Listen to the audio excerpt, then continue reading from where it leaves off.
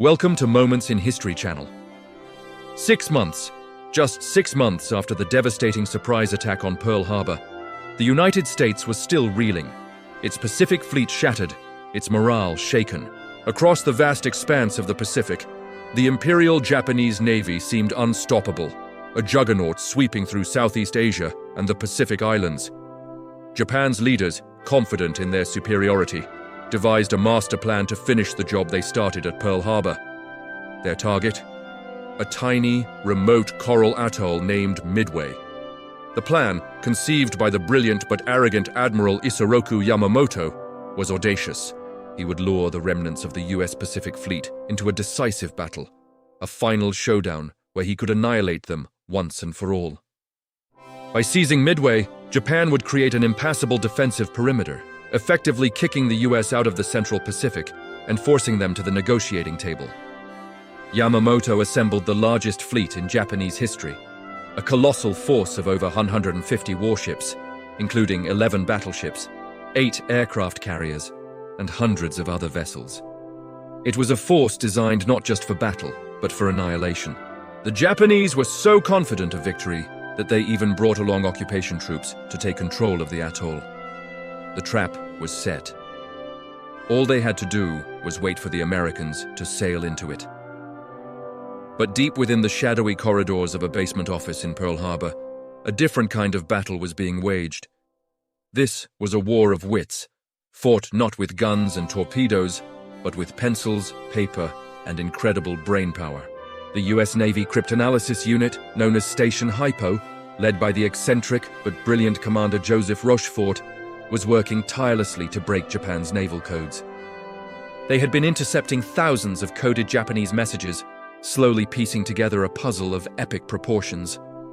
They knew something big was coming, a major operation codenamed AF. The problem was, they didn't know where AF was. Rochefort had a hunch it was Midway, but he needed proof. So he and his team devised a clever ruse. They instructed the US base on Midway to send out an unencrypted radio message, reporting that their freshwater distillation plant was broken. A few days later, American codebreakers intercepted a coded Japanese message. It read, "AF is short on fresh water." That was it.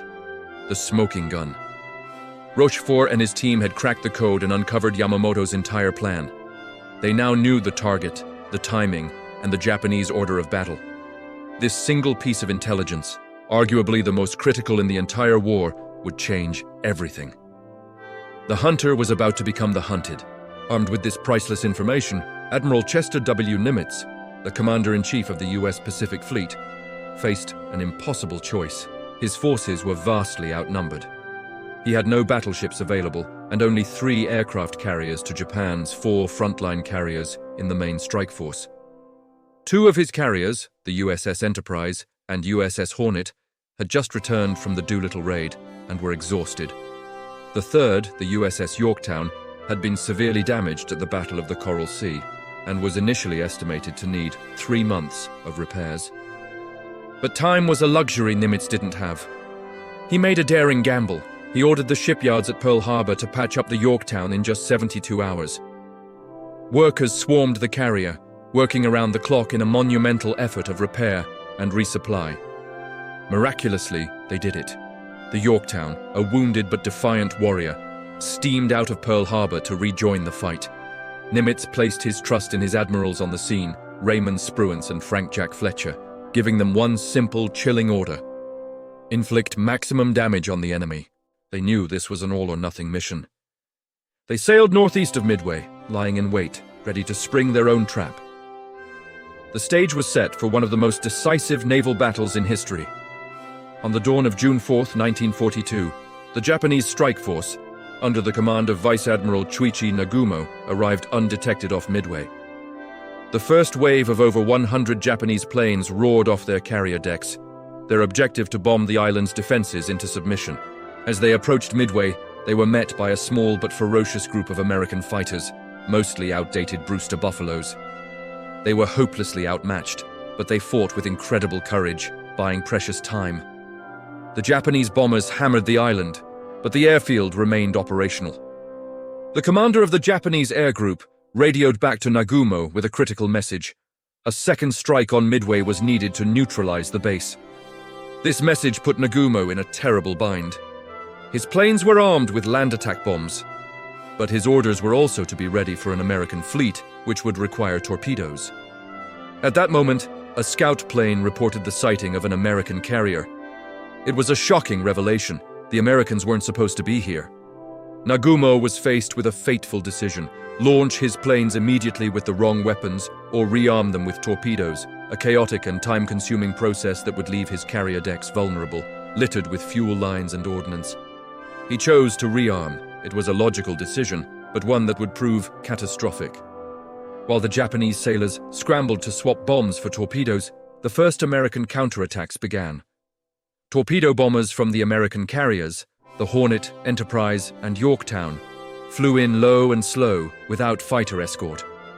They were flying into a meat grinder.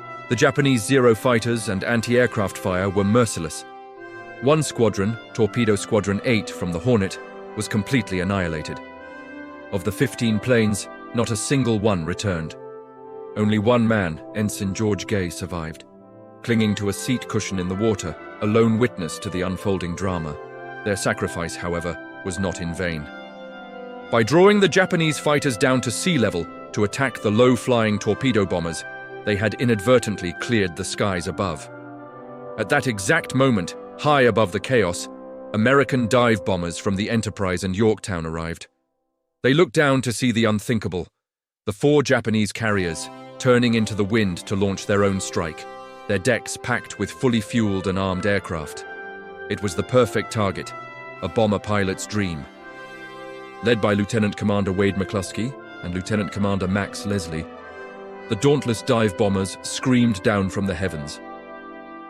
The Japanese had no warning.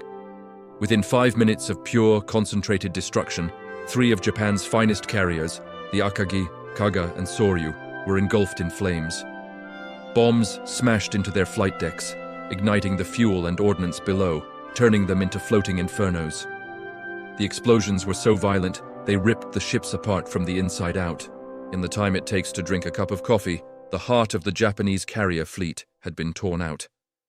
Admiral Yamamoto, miles away on his flagship, the mighty battleship Yamato, was stunned into disbelief when he received the news.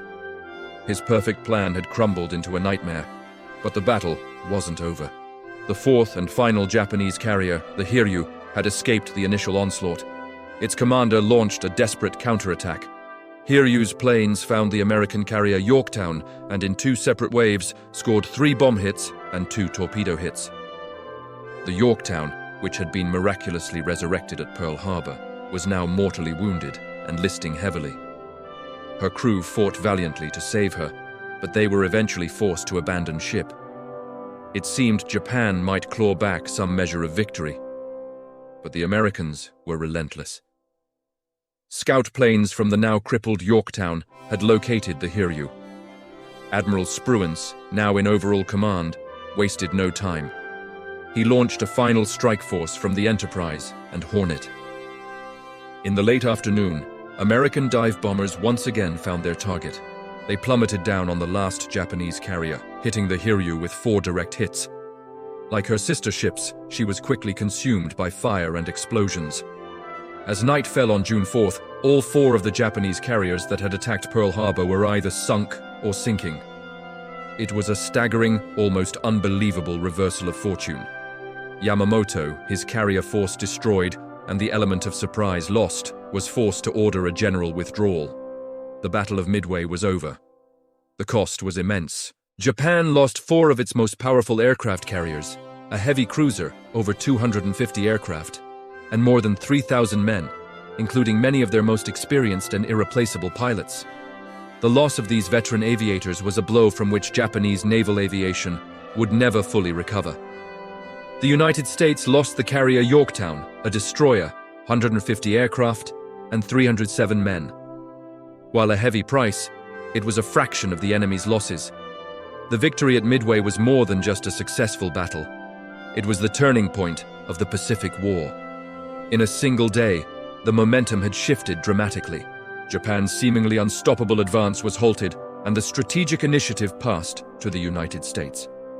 For the first time, America was on the offensive. The long, bloody road to Tokyo began at Midway, a victory forged by intelligence, courage, sacrifice, and a healthy dose of luck. It remains one of the most stunning and decisive naval victories in all of military history, a testament to how quickly the tides of war can turn. Thank you so much for watching. If you found this slice of history as fascinating as I do, please hit that like button. And consider subscribing to Moments in History channel for more deep dives into the moments that shaped our world. We'll see you in the next one.